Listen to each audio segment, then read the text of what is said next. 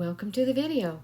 This mixed media tutorial is part of a miniature wildflower series.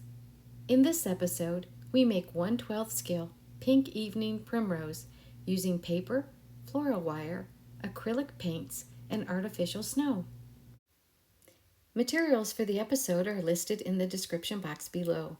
Just click the V to the right of the title. Color artificial snow with ivory paint, let dry. Cut snow pieces finely. Cut floral wire 3/4 inch, paint, let dry. Punch 2 cardstock brown pieces, add glue, press together, let dry.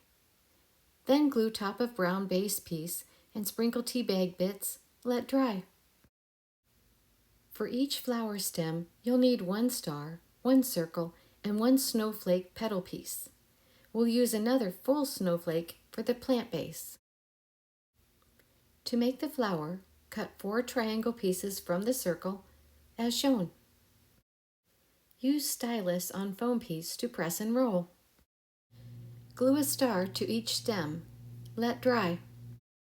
Now glue a flower to each star, let dry.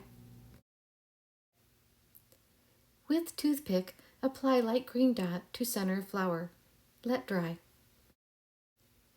Glue tiny bits of snow to the center of the flowers.